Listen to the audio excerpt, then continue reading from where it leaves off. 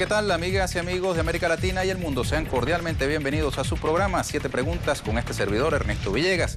Hoy nuestro invitado es el ingeniero geofísico Eulogio del Pino. Le damos la más cordial bienvenida. Gracias, Ernesto. Presidente de Petróleos de Venezuela. Así es. Bienvenido. Gracias. Él se graduó en 1979 en la Universidad Central de Venezuela como ingeniero geofísico, hizo posgrado en exploración petrolera en la Universidad de Stanford en los Estados Unidos y tiene 33 años de experiencia en la industria petrolera venezolana. Así es. Actualmente la preside y es ministro de Energía y Petróleo, ¿verdad? Ocupa las dos posiciones. Bueno, Eulogio, hoy tenemos la misma dinámica de todos los días. Este programa tiene 10 preguntas que ya este servidor ha redactado. Usted solamente conoce el número que distingue a cada una de ellas y yo le invito a que seleccione las 6 primeras preguntas. La séptima la escoge usted, amiga, amigo, a través de la página web de Telesur y las cuentas en redes sociales de esta televisora. ¿De una vez? Bueno, 6. la 1, la 2, la 3, la 7, la 8 y la 9. 7, la 8 y la 9, perfecto. Entonces, entre la 4, la 5, la 6 y la 10, usted puede escoger la séptima pregunta, amiga, amigo, a través de la página web de Telesur y sus cuentas en redes sociales. Vamos a hacer una muy breve pausa y venimos enseguida con Eulogio del Pino.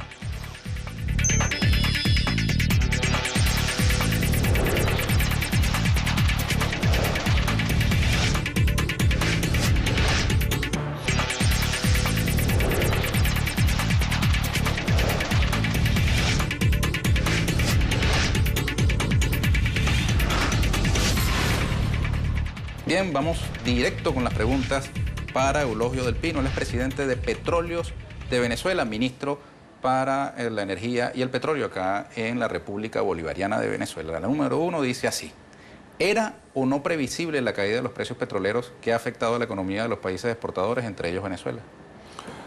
Bueno, la situación que sucedió con la caída de los precios petroleros, que ya lleva 2 años, ¿no? Fue en agosto del año 2014. Hay que recordar que, por ejemplo, el primer semestre del año 2014, el promedio de los precios petroleros estaba por encima de los 85, 90 dólares.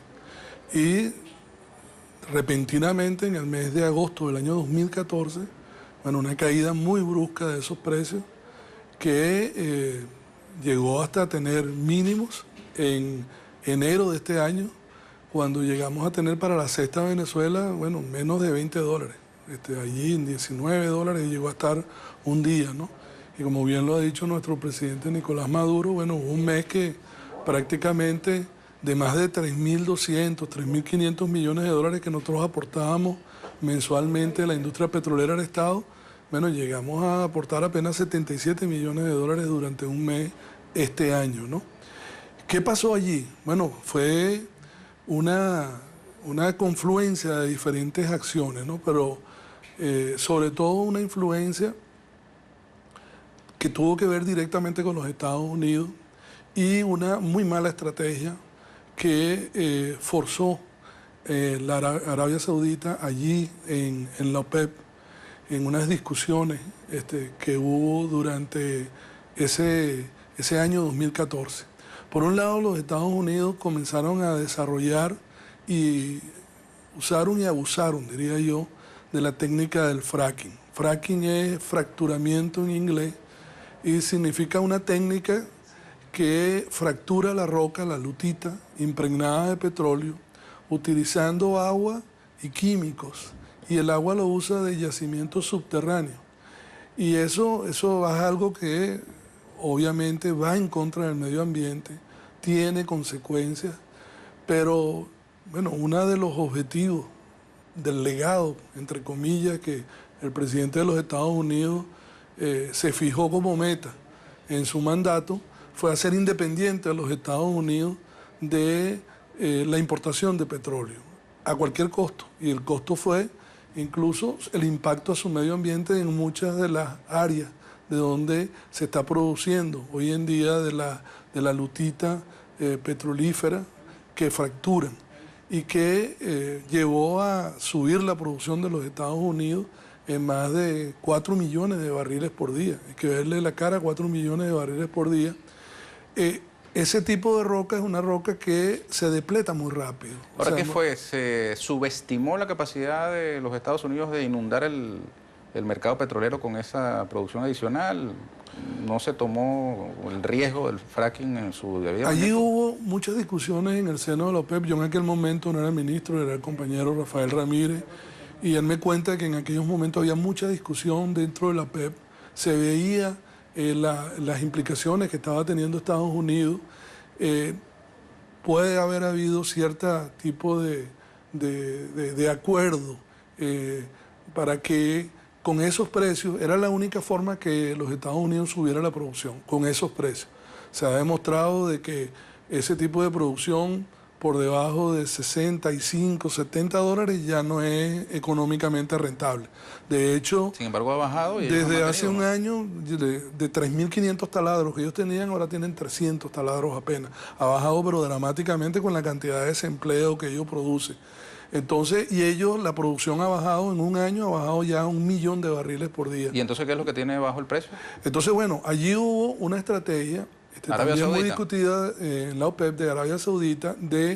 Allí los productores OPEP son los productores más baratos del mercado. Se llaman también los productores eficientes, ¿no? Porque, bueno, podemos producir a menos de 10 dólares todos. La mayoría de los países de la OPEP podemos producir a menos de 10 dólares el barril. Nosotros en Venezuela, de hecho, nuestro costo por barril en este momento está entre 7 y 9 dólares por barril. Y Arabia Saudita lo tiene incluso por debajo. Una estrategia de ir en contra de esa producción de los Estados Unidos, bajando el precio, incrementando los volúmenes y yendo a la competencia directa de precios. Allí los primeros que salieron perjudicados fueron los productores de crudos muy livianos, como Nigeria y, por ejemplo, Argelia, que son productores de crudos muy, muy livianos, que fueron desplazados en el mercado. El crudo de Argelia y de Nigeria principalmente, que es llamado Bonny Light, el de Nigeria, iba a Estados Unidos. Ese crudo, bueno, fue desplazado, porque ya el crudo liviano, este crudo de lutita es un crudo principalmente muy liviano, muy, muy liviano. Allí ellos tienen un problema de que sus refinerías son refinerías para crudos más medianos y pesados que los crudos livianos que están produciendo con esta lutita. Por eso ellos necesitan de los crudos pesados para poderlos mezclar y poder utilizar sus refinerías, porque de lo contrario, bueno, no entra, no es eficiente ese refinado de ese crudo que ellos han estado produciendo, ¿no? Seguiremos sobre ese tema, pero vamos a dar paso a la siguiente pregunta de las numeradas. ¿Por qué Venezuela no ha logrado ampliar su capacidad de producción tal como ha sido plasmado en metas anuales? Y por el contrario, esta se ha visto reducida dejándole ese espacio a Arabia Saudita. Sí, bueno, allí en Venezuela nosotros estamos en una etapa de transición en nuestra producción de crudos livianos y medianos, principalmente, por ejemplo, la cuenca del lago Maracaibo o los yacimientos del norte de Monagas, a desarrollar todas las reservas que tenemos en la faja petrolífera del Orinoco, que están las reservas más grandes del mundo. Todos estos yacimientos, por ejemplo, los Estados Unidos, declinan muy rápidamente. La tasa de declinación es del orden del 70%. Los yacimientos nuestros, la declinación es del orden del 30%. ¿Qué significa eso? Bueno, de que la producción cae en un año 30%. Nosotros estamos enfrentando en este periodo, cuando se hace el plan Siembra del Petróleo, en el año 2005, y se fijan unas metas volumétricas, bueno, allí en el medio han sucedido primero la crisis del capitalismo mundial. En el año 2008 el precio estaba en el orden de 135, 138 dólares por barril y en menos de 6 meses cayó a menos de 30 dólares por barril. O sea, cayó 100 dólares en apenas 6 meses. Allí, bueno, se tomaron toda una serie de medidas. La OPEP tomó toda una serie de medidas, sacó del mercado 4 millones de barriles y se logró recuperar en un año aproximadamente ya un precio del barril que ahora en el año 2014, bueno, ha tenido una caída muy similar a la registrada en el 2008. Es decir, que en este periodo de tiempo hemos tenido 2 tremendas caídas que todas las empresas a nivel mundial, todos los países se han visto obligados a diferir esos planes. Hoy en día, por ejemplo, se habla y está perfectamente referenciado más de 500.000 millones de dólares a nivel mundial de proyectos diferidos o cancelados. Es decir, ¿cómo se puede pensar de que no tienes que cumplir con la meta volumétrica que se expresó allá en el año 2005-2006, cuando has tenido, bueno, todo un escenario de precios que fue completamente diferente al que se pudo haber previsto. Eulogio del Pino, siguiente pregunta. Vamos a continuar sobre la materia, pero sobre la base de estas interrogantes. Del 1 al 10, ¿cuáles son las probabilidades de que se logre un acuerdo entre productores OPEP y no OPEP para que efectivamente se eleven los precios del petróleo? Son muy altas, son muy altas. Pero si es del 1 al 10, ¿cuánto? Yo llamaría un número entre 8 y 9, ¿no? Tranquilamente. O sea, que entre el 80 y el 90% de las probabilidades de que haya un acuerdo. ¿Hasta cuánto? Porque allí el presidente Maduro ha sido reconocido su iniciativa de haber convocado a los productores no OPEP. Eso ha sido clave. Y la razón es de que de los 94 millones de barriles que se consumen hoy en el mundo todos los días, la OPEP produce 33 millones de barriles, es decir, un 30% aproximadamente. Es necesario que para que haya una medida de impacto en los precios del petróleo estén involucrados también productores, y productores sobre todo con conciencia de la necesidad de que los productores impacten un mercado que está controlado por un sistema especulativo completamente. Por ejemplo, Rusia. Por ejemplo, Rusia ha estado involucrado con nosotros desde el primer momento, en unas conversaciones muy, muy cercanas a nivel de nuestros presidentes, también a nivel del ministro Novak, nosotros conversaciones prácticamente semanalmente para ir desarrollando esta estrategia, y realmente, bueno, llegamos a estar en Doha en abril a punto de una estrategia que lamentablemente no se pudo concretar en ese momento. Y si usted tuviera que resumir en una palabra, ¿cuál es la piedra de tranca que hasta ahora ha habido? Bueno, ha habido unas situaciones geopolíticas a nivel mundial que han incidido. Por ejemplo, la situación de Irán. Hubo una comunicación entre el presidente de Venezuela y el presidente de Irán. Sí, hoy ha habido una comunicación que ha sido reportada entre el presidente Nicolás Maduro y el presidente Rouhani de Irán. Han habido reuniones en la cumbre de los países no alineados. Fue decisiva esa reunión de nuestros presidentes, donde el presidente Maduro en una forma muy clara planteó la situación y el espacio que teníamos de tiempo, que era septiembre. Porque una cosa que es muy importante es este mes. Este mes es el mes ya previo al inicio del invierno en todos los países del norte. Allí baja tremendamente la demanda, y si los países productores no tomábamos acciones sobre el mercado, lo que venía era un escenario de catástrofe de precios. Y eso fue muy, muy abiertamente discutido ya en Argelia, y teníamos los números en la mano, teníamos los números de la OPEP, de la Agencia Internacional de Energía, incluso porque este foro fue de países productores y consumidores, y donde se veía claramente de que tenemos los inventarios del mercado completamente desbordados, y que si entrábamos al invierno sin ninguna medida de los países productores, íbamos a tener una caída muy pronunciada en los precios. Siguiente pregunta para el ministro Eulogio del Pino. ¿Por qué otros países dependientes del petróleo no sufren en la misma magnitud la afectación económica que supuso para Venezuela la caída de los precios? Mira, eso es algo que se manipula mucho, ¿no? Y yo te lo puedo dar con toda fe, porque converso con todos los ministros de estas reuniones, nos ha dado tiempo de interactuar mucho, ¿no? Te puedo hablar de países donde los ministros me han dicho de que han tenido, por ejemplo, que no tenían ni siquiera para pagar a los funcionarios públicos. Otros fue anunciado recortes dramáticos, no solo de proyectos, sino también de salarios de toda la infraestructura pública. Si algo tiene diferente en nuestro país es que hemos mantenido, por ejemplo, todos nuestros programas sociales, todos nuestros programas de salud, de educación. Aquí no hemos despedido a nadie en Petróleo de Venezuela. Hay empresas hoy en día que se estima que producto de esta caída de precios se han botado a 140.000 trabajadores petroleros en la calle a nivel mundial. Eso lo hacen en el ánimo de reducir los costos de producción. Por supuesto. Y PDVSA no debe hacer algo parecido sin sacrificar su personal, reducir sus costos operativos. Nosotros tenemos mecanismos que los hemos llevado a la práctica, ¿no? Y el tener unos trabajadores con el alto nivel de conciencia que tenemos, por ejemplo, nos ha llevado a aumentar la eficiencia. Una cuestión muy importante que ha tenido PDVSA para esta coyuntura que hemos vivido ha sido una decisión que tomamos como producto de la otra crisis que hubo en el año 2008-2009. Allí nuestro presidente, nuestro comandante, el presidente Hugo Chávez, nos indicó que era necesario que nos independizáramos lo máximo de las empresas de servicio. Y en aquella época comenzamos a adquirir taladros. Adquirimos más de 150 taladros en China. Adquirimos líneas de servicio para la perforación de esos pozos. Hubo muchos ataques en la prensa respecto de la calidad de esos taladros y se especuló mucho, ¿no? No, mira, allí, si tú vas ahorita a cualquier área de la faja, tú podrás ver que la cantidad de taladros todos en operación, todos con trabajadores petroleros, empleados de PDVSA, y unos taladros que estamos en un esfuerzo muy importante aumentando el nivel de la eficiencia de estos taladros. Aumentar la eficiencia para nosotros significa reducir costos, significa poner en producción más rápido los pozos que estamos perforando. Perfecto. Ese ha sido uno de los mecanismos que hemos empleado.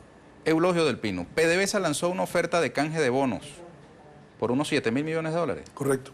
Que se vencen en 2017 por otros con vencimiento en el 2020. Correcto. ¿Por qué esta operación financiera está siendo tan mal calificada por las agencias calificadoras de riesgo, teniendo Venezuela las primeras reservas petroleras del planeta, un historial de pagos puntuales? ¿Por qué tiene PDVSA que poner condiciones tan atractivas para los inversores que al fin y al cabo encarecen pues, el costo de ese financiamiento? No, mira, yo te debo decir que los que están mal calificando esto son un ala de la oposición completamente apátrida que ha atacado una operación que es perfectamente transparente. Yo me refiero a Standard & Poor's y esas empresas, algunas de ellas, y nosotros no hemos dudado en llamarlas especuladoras de oficio, y tienen demandas debido a utilizar ese tipo de calificaciones para tumbar el valor de los papeles, para luego hacer negocios saliendo a adquirirlos y poder tener tremendas ganancias, ¿no?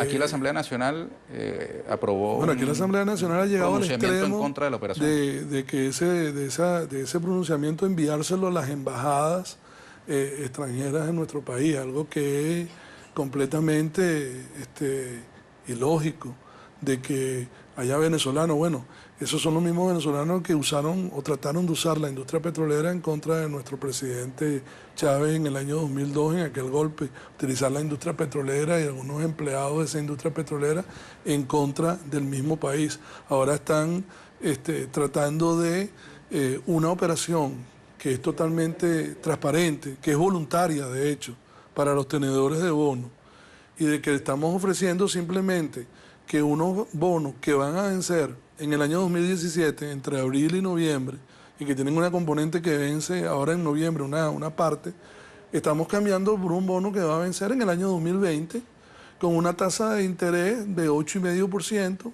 Que es bastante alta, ¿no? Es igual, bueno, esa es una tasa de interés que es la tasa de interés que nosotros, debido a toda esta campaña y toda esta guerra que nos tienen económica, bueno, nos han llevado a pagar. Y sin embargo, nosotros allí, cuando se habla del valor de esos bonos, para el tenedor de bonos es, bueno, ¿qué me ha resultado este bono a mí en el transcurso del tiempo? Porque este bono no es que salió hace un año o dos, este bono está en poder de ellos desde hace 10 años, porque se emitió en el año 2006 y 2007. En esos años, y con eso se financió muchos de los proyectos que la industria petrolera ha venido llevando adelante. Los nuevos bonos tienen un respaldo en garantías de acciones de PDVSA en Citgo, la empresa que PDVSA tiene en los Estados Unidos. Correcto. ¿Cómo es esto? ¿Por qué esa garantía y no afecta la soberanía de Venezuela sobre esa compañía? No, de ninguna manera, porque eso es una garantía, un colateral que se pone allí para darle confianza a los que vayan con ese canje voluntario que se estaba siendo ofrecido, para, sin nosotros tener que erogar ningún tipo de dinero adicional, dar confianza de que esa es una operación que va a estar honrada por PDVSA como ha sido honrada a lo largo de estos 10 años. Es decir, lo que estamos dando es poner un atractivo adicional para que ese canje se haga y podamos atravesar un periodo que ha sido el más largo en la historia con bajos precios petroleros. Ahora, en 2020, cualquier otra empresa hubiese hecho. Cuando venzan los bonos nuevos en 2020, Venezuela digamos, paga el correspondiente y Citgo queda liberada de esa obligación. Por supuesto, por supuesto. Allí no implica ninguna transferencia de valor de parte de Citgo, sino es como una garantía adicional de ese pago para dar confianza al tenedor de bonos. Y usted insiste mucho y eso que ha sido muy bien recibido por toda la... Usted ha insistido ahora en que ha dicho 2 veces que es voluntario, es decir, quien no quiera hacer el canje no lo hace, igual, digamos, puede reclamar en PDVSA que al vencimiento hasta este jueves haya el retorno. Tienen oportunidad todos los tenedores de bonos de tomar la decisión. Llevamos 10 años y PDVSA y el país ha cumplido perfectamente con los intereses que se pagan semestralmente. Ha tenido una rentabilidad excelente. Los tenedores de bonos lo saben. Nosotros le estamos dando la oportunidad de que ese instrumento, que hasta ahora ha cumplido y que es de excelente calidad, tenerlo por unos 3 años adicionales o que lo cambien. Nosotros vamos a honrar ese pago y luego con ese dinero en efectivo, bueno, salir a buscar mecanismos de rentabilidad equivalente que es muy difícil que lo van a conseguir en los mercados con la seriedad y con la solidez que la empresa que representa al país, que tiene las más grandes reservas del mundo, tiene. Perfecto. Siguiente pregunta para Eulogio del Pino. Recordamos que la 7ª pregunta la escoge usted a través de la página web de Telesur y sus cuentas en redes sociales. ¿En qué medida la operación... no, esta pregunta ya me adelanté. Es sobre el tema de Citgo. ¿En qué medida esta operación podía comprometer a Citgo? Este es el problema de hacer preguntas previas que el diálogo hace que uno mismo se tubee, como dice en Venezuela. Ya tenemos la 7ª pregunta. La audiencia de Telesur seleccionó la siguiente pregunta. Veamos cuál es.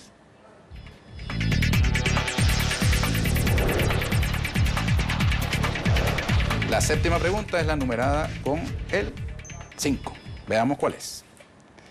¿Cómo recibe usted los llamados a limpieza en PDVSA que coreaban trabajadores durante el programa de televisión de Diosdado Cabello recientemente? Es una pregunta muy interesante, muy buena.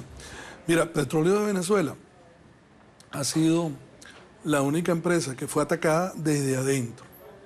Desde adentro, con unos trabajadores que trataron de usar su puesto que tenían en Petróleo de Venezuela para ir contra nuestro país, para ir contra nuestra patria y atacar. Ninguna empresa petrolera del mundo ha tenido un ataque así.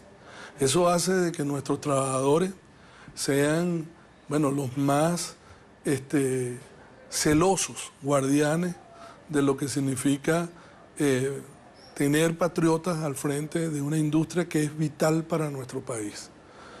El programa de Diosdado, que fue un extraordinario programa, que lo invitamos a que viniera a nuestra sede allí en La Campiña, fue un programa muy emotivo. Si tuviste oportunidad de verlo, allí se evocó muchos pasajes del presidente Chávez en contra de ese ataque traicionero que estaba llevando la industria desde adentro. Entre los videos que se muestran allí, el video cuando él despide a toda esa serie de cabecillas de ese paro y los despide públicamente. Y bueno, una emoción muy, muy grande de los trabajadores petroleros que estábamos allí en ser celosos de que esa limpieza era necesaria. Allí salieron 20.000 trabajadores que dicen que fueron votados después, pero que realmente ellos lo que hicieron fue que ellos se autoexcluyeron y ellos fueron contra la industria, la más importante industria del país, en un hecho que, bueno, no tiene precedentes en la industria petrolera mundial. Por eso que allí, eso lo que refleja es un sentimiento que tiene el trabajador petrolero de que nunca volverán y de que nunca apátridas que pretendan usar la industria petrolera van a conseguir a los trabajadores petroleros allí al frente defendiendo la industria petrolera y yendo en contra de cualquiera que ose en alguna forma, alguna otra vez, ir contra nuestro país desde un puesto en la industria petrolera. ¿Esa limpieza hoy ya no es necesaria? Mira, siempre nosotros hemos tenido unos procesos muy interesantes. Por ejemplo, el proceso de nacionalización de la faja petrolífera del Orinoco.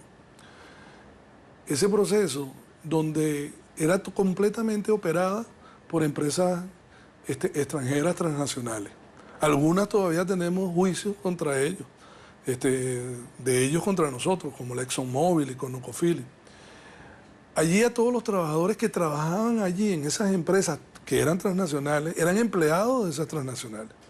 Nosotros a todos esos empleados, nosotros allí, en lugar de llegar, como ha podido pasar con otras transnacionales, que cuando hacen un proceso de adquisición mayoritaria de acciones, le dan su cajita feliz. Le dan su cajita feliz y lo sacan. Allí se les ofreció a todos la continuidad, lo que se llamaba el proceso de continuidad de patrono. Continuidad de patrono creo que es la palabra correcta desde el punto de vista laboral. Es decir, el patrono continuaba dando el trabajo al... Sí, no se interrumpe la relación laboral. No se interrumpe la relación laboral. Allí todos fueron, y bueno, hay muchos trabajadores, nosotros sabemos que, bueno, muchos de ellos no estaban de acuerdo y no están de acuerdo a lo mejor con la política revolucionaria, la política patriótica de nuestro presidente. Esos trabajadores, a ellos no se les votó, allí están, pero nosotros allí, por supuesto, estamos muy pendientes de que esos trabajadores de ninguna manera puedan tomar posiciones de decisión que puedan poner en peligro la continuidad de nuestra industria petrolera. Eulogio, como no leí una de las preguntas que ya había formulado motu propio, le agrego esta. El presidente de la Asamblea Nacional de Venezuela ha hecho, digamos, pública declaración sobre una supuesta negativa de China a otorgar un préstamo a Venezuela. Usted como ministro de Energía y Petróleo, con una relación además muy estrecha de Venezuela con China en el campo energético, ¿qué nos puede decir sobre el particular? Bueno, eso es algo, la verdad que lo estábamos hablando, ¿no? Antes de entrar al programa, no sé cómo calificarlo, ¿no? Porque se montan en unas matrices que ellos mismos inventan y que solamente están en su cabeza, ¿no? Nosotros con China estamos adelantando toda una serie de acuerdos desde el punto de vista petrolero, por ejemplo. Desde el año pasado hemos estado configurando el portafolio de proyectos petroleros para el cual el gobierno chino nos ha aprobado un préstamo de $5.000 millones. Recientemente, nuestro vicepresidente viajó a China hace exactamente una semana y allí logramos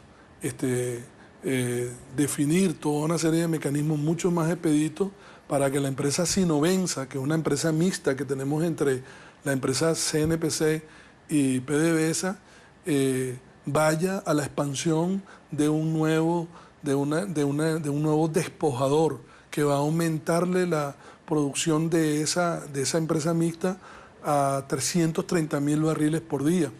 Por otro lado, hemos asegurado la participación de 2 empresas chinas de servicio muy importantes en proyectos con un nuevo esquema de contratación, que es un esquema de contratación que permite el inicio, la perforación, la conexión de pozos, tanto en el lago de Maracaibo como en la faja petrolífera del Orinoco, y poder diferir el pago de forma tal que tengamos un financiamiento que se va a pagar con la misma producción a futuro del petróleo. Entonces, y tenemos todos unos mecanismos donde tanto la parte china como la parte venezolana hemos venido trabajando, y ya se ha acordado de que próximamente, hacia final de año, vamos a tener la próxima comisión binacional chino-venezolana, donde hay toda una serie de proyectos que se están trabajando en el área minera, en el área petrolera, y que van adelantándose. Entonces, cuando uno ve informaciones como estas que salen, bueno, uno no puede menos que pensar de que son malintencionadas, buscando tratar de generar una matriz de opinión de una relación extraordinaria que tienen China y Venezuela en todos los ámbitos. Mire, ya tenemos que despedir, pero yo voy a tomarme el atrevimiento de leerle estas preguntas con unas respuestas muy breves de su parte, muy corticas, para que no nos saquen del aire. Las informaciones que indican que Cuba está solicitando petróleo a Rusia por una supuesta reducción de envíos de Venezuela son: 1. Falsas de toda falsedad. 2. Ciertas con fundamento en la realidad. 3. Medias verdades.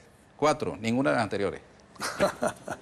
Bueno, yo no soy quien para decir que lo que Cuba pueda estar haciendo. Nosotros estamos cumpliendo, llevamos, por ejemplo, los últimos 3 meses hemos excedido la cantidad de barriles que se han enviado a Cuba, y Cuba para nosotros es un país hermano con el cual tenemos una relación extraordinaria y en la cual, bueno, continuamente estamos revisando la situación de suministro y vamos adelante. Perfecto. Los tiempos del petróleo a $100 el barril. 1. Regresarán gracias al acuerdo entre países de los OPEP y no OPEP. 2. Más nunca volverán. No, esto que estamos haciendo, como lo ha dicho nuestro presidente, ha sido para buscar una estabilización.